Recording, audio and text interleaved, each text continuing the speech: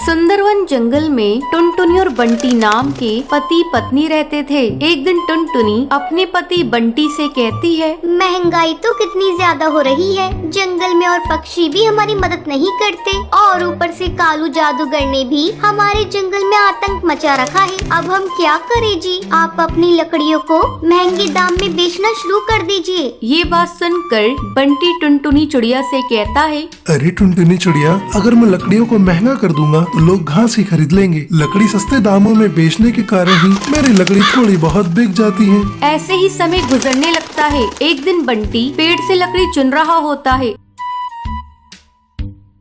तभी पेड़ के अंदर से एक जादुई चिड़िया निकलती है। वो बहुत रो रही होती है।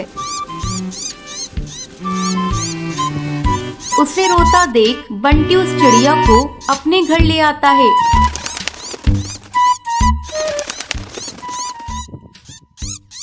और टुनटुनी चिड़िया से कहता है, टुनटुनी चिड़िया सुनो, आज मैं जब लकड़ियाँ काट रहा था तो पेड़ के अंदर से ये नन्ही चिड़िया निकली। ये बहुत रो रही है, तुम इसे कुछ खिला पिला दो। लेकिन बंटी जी, हमारे पास तो खाने को कुछ है ही नहीं। रुकिए, मैं बुलबुल से कुछ लेकर आती हूँ।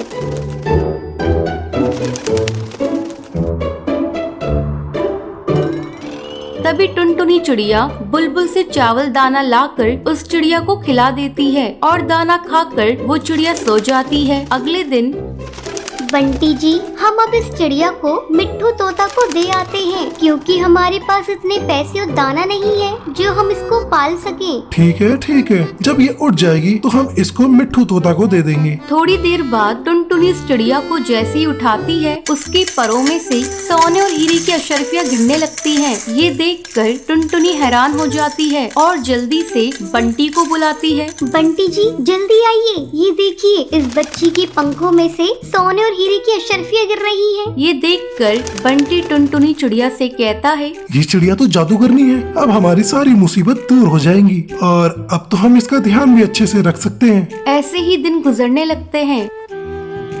अब बंटी अपना नया कारोबार भी खोल लेता है। बंटी और टुनटुनी चिड़िया मिलकर सबकी मदद भी करने लगते हैं। अब ये खबर कालू जादूगर को पता चल जाती है और वो अपने सिपाहियों से कहता है, सिपाहियों, उस टुनटुनी के घर जाओ और चुपचाप से उस जादुई चिड़िया को चुरा कर हमारे पास लाओ।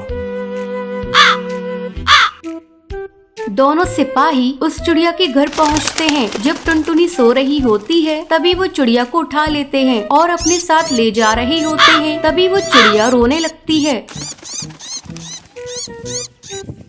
अब चील सिपाही कहता है, अरे ये तो बहुत भारी हो गई है, उससे तो उठाई भी नहीं जा रही। इसका रोना बंद करा, वरना ये तो हमें पकड़वा देगी। थोड़ी दूर जाने के बाद वो जादुई चिड़िया और जोर जोर से रोने लगती है। रोने से उस बच्ची का वजन भारी हो जाता है, जिसकी वजह से सिपाही उसे उठा नहीं पाते और वहीं जंगल में छोड़कर चले जाते हैं। अगली सुबह टुनटुनी और बंटी ढूंढते ढूंढते नदी किनारे पहुँचते हैं और उस जादुई बच्ची को अपने घर ले जाते हैं। अब बंटी और टुनटुनी चिड़िया दोनों मिलकर उस बच्ची को जंगल से बहुत दूर ले जाकर खुशी खुशी रहने लगते हैं। एक जंगल में टूनी नाम की भूतिया चिड़िया रहा करती थी। वो रात में जंगल में रहने वाले पक्षियों को उठाकर उन्हें अपनी गुफा में ले जाकर उन्हें मारकर खा जाती थी। अरे वाह, आज तो मजा आ गया खाने में, कितना स्वादिष्ट पक्षी था। उसके आतंक से जंगल के सब पक्षी बहुत डरते थे। उसी जंगल में एक भूतिया जादूगर कालू कौआ रहता था। वो अपना रूप बदलकर जंगल में पक्षियों के बीच रहता था।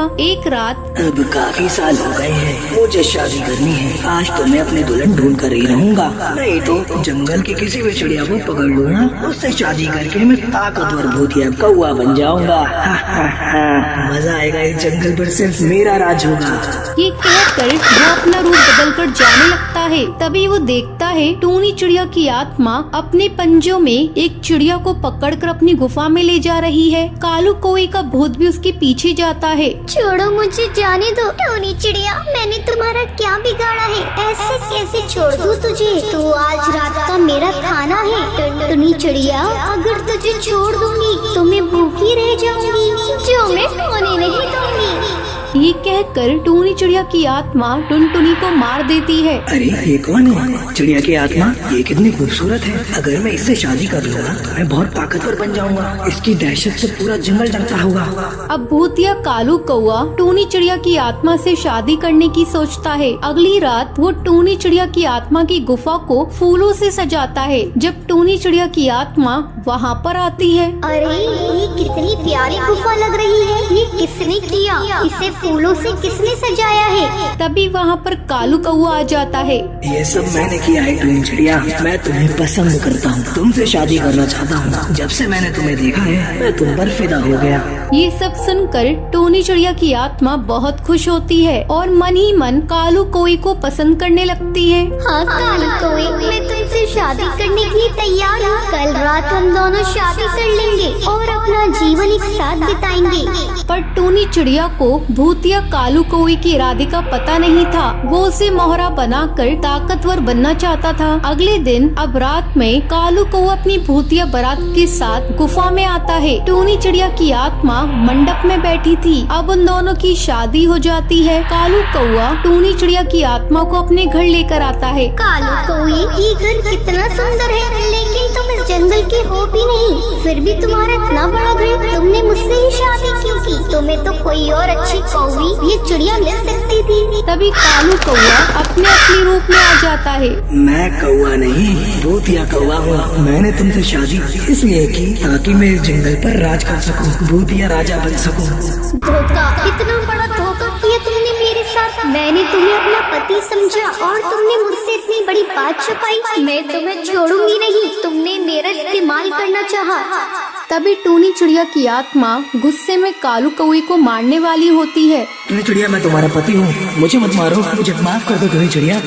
फिर टूनी चिड़िया की आत्मा सोचने लगती है, अगर मैंने इसे मार दिया तो मैं विधवा हो जाऊंगी। वैसे तो ये मेरा पति ही है, मैं इसे नहीं मार सकती, चाहे इसने मुझे धोखा ही क्यों न दिया हो। ये देखकर कालू कौए के भूत को अपनी गलती का एहसास हो जाता है। वो टूनी चिड़िया की आत्मा का प्यार अपने लिए देखकर भावुक हो जाता है। टूनी चिड़िया, मुझे माफ कर दो, मैंने तुम्हें धोखा दिया, लेकिन अब मैं तुमसे सच्चा प्यार करने लगा हूँ। क्या तुम मेरे साथ रहोगी? कालू कौए, मैंने तुम्हें दिल से अपना पति माना है। तुम चाहे भूत या कौए की आत्मा हो, फिर भी मैं तुम्हारे साथ अपनी जिंदगी बिताना चाहती हूँ। अब वो दोनों एक साथ खुशी खुशी रहते हैं। टूनी जब गर्भवती थी तभी उसके पति टुन्नू की एक दुर्घटना से मौत हो गई थी। एक अलमुही अब सारा दिन यूं ही टसवे बहाती रहेगी या घर का काम भी करेगी? माँ जी, वो मेरे पेट में बहुत दर्द हो रहा है। आपको तो पता ही है, मेरा 9वां महीना चल रहा है, मुझसे उठा तक नहीं जाता। मैं काम कैसे करूं? आए हाय, एक तो मेरे भाई को खा गई, अब महारानी आराम फरमाने के बहाने ढूंढ रही है। चुपचाप खड़ी हो और खाना बना जाकर। टूनी बेचारी दर्द से बेहाल उठती है और दूसरी डाल में बने किचन में जा ही रही होती है। तभी उसको चक्कर आ जाते हैं और वो नीचे गिर जाती है। टूनी के गिर जाने से उसके सर से काफी खून बहने लगता है। तभी आवाज सुनकर बबली और लूसी कबूतरी वहाँ आती है। अरे माँ, ये क्या हो गया? अरे गिरी कैसे है ये छोड़, ये सोच इससे छुटकारा कैसे पाएं। अगर आसपास पड़ोस में से किसी ने इस हालत में देखा तो हम पर ही इल्जाम आ जाएगा। चल थोड़ी देर इसे ऐसे ही पड़े रहने देते हैं, फिर ले जाएंगे हॉस्पिटल। तक हमें इसे हमेशा के लिए छुटकारा मिल जाएगा। कुछ समय बाद टूनी हॉस्पिटल में आ जाती है। तभी डॉक्टर बुलबुल बबली से कहती है, हम आपकी बहू को तो बचा नहीं पाए, लेकिन उन्होंने एक बेटी को जन्म दिया है। अरे माँ, ये तो सोने पर सुहागा हो गया। बिना कुछ करे धरे ही इस चुड़ैल से छुटकारा मिल गया। हाँ, बात तो तू ठीक कह रही है, लेकिन इसकी बेटी का क्या करें? खुद चैन की सांस लेकर मर गई और इसे हमारे मत्थे छोड़ गई। अब बबली और लूसी उस बच्ची को घर लाकर अकेले कमरे में छोड़कर चले जाते हैं और बेचारी बच्ची भूख के मारे रो रही होती है। वही टूनी मर चुकी थी, लेकिन टूनी की आत्मा मंदिर में जाती है और भगवान से कहती है,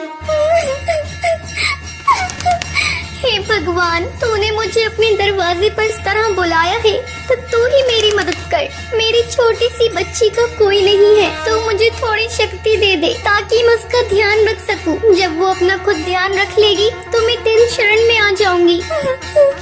दे दे भगवान, शक्ति दे दे।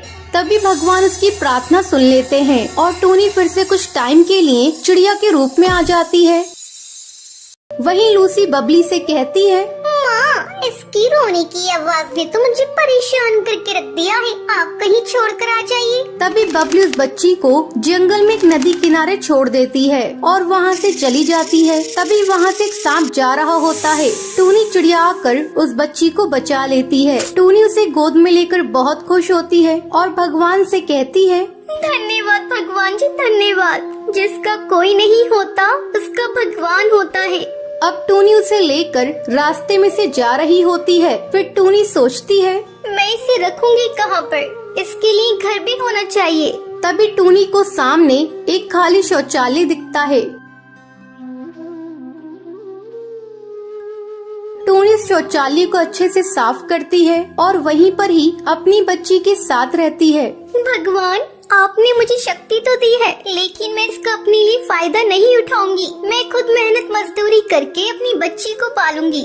अब टूनी चिड़िया एक बरगद के पेड़ पे बने घर में जाती है। वहाँ जाकर टूनी उन आंटी से कहती है, मैम साहब, मुझे काम की बहुत जरूरत है। वैसे तुम क्या काम कर सकती हो? और तुम्हारी तो इतनी छोटी बच्ची है। मैम साहब, मुझे काम की बहुत जरूरत है। अगर मैं काम नहीं करूंगी तो मेरी बच्ची भूखी मर जाएगी। मेरे अलावा उसका कोई नहीं है। जंगल में फसल भी इस बार नहीं हुई है। अब उस मैडम को टूनी की बातें सुनकर तरस आ जाता है। ठीक है ठीक है, अब रोना बंद करो। अब ये बताओ तुम क्या कर सकती हो? जो आप कहें वो मैं करूंगी। मैं घर की साफ सफाई के अलावा जंगल से सूखी लकड़ियाँ भी चुनकर ले आऊंगी। तभी टूनी चिड़िया जल्दी से उसके घर का सारा काम कर देती है। टूनी चिड़िया की मैडम काम को देखकर बहुत खुश होती है और उससे कहती है, तुमने तो बहुत अच्छे से काम किया। ये लो खाना खा लेना। मैम साहब, खाना मत दीजिए। थोड़ा मेरी बच्ची के लिए दूध मिल जाए तो वो दे दीजिएगा। फिर टूनी चिड़िया वहाँ से दूध लेकर टॉयलेट वाले घर में चली जाती है और वो अपने असली रूप में आ जाती है। फिर वो टुनटुनी को दूध पिलाती है। अगले दिन फिर टूनी काम के लिए चिड़िया का रूप लेकर चली जाती है। अरे सुनो, आज मेरा बर्थडे है, तुम बिना खाए यहाँ से नहीं जाओगी। टूनी चिड़िया मन में सोचती है, अरे मैं ये मैडम को कैसे बताऊं? मैं ये घास फूस वाला खाना नहीं खाती। मैं चिड़िया नहीं, एक आत्मा हूँ। मैम साहब, आज मुझे जरूरी काम है। ये कहते हुए जल्दी से टूनी वहाँ से चली जाती है। कभी कभी ये कुछ अजीब सा बर्ताव करती है। इसे खाने को दो, ये हमेशा मना कर देती है। कुछ तो गड़बड़ है। अब सुंदरी टूनी का पीछा करती है।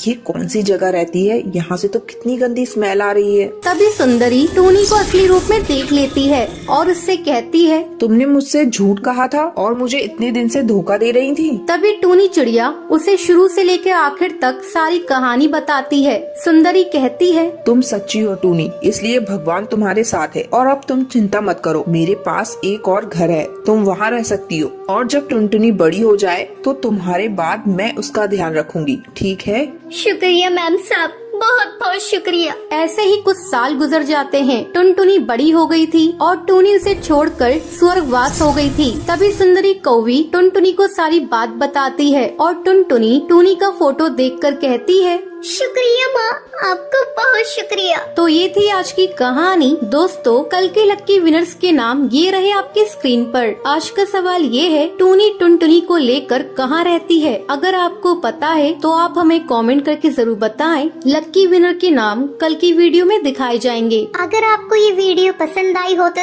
लाइक और ऐसी कहानियाँ देखने के लिए मेरे चैनल को सब्सक्राइब करना न भूलें।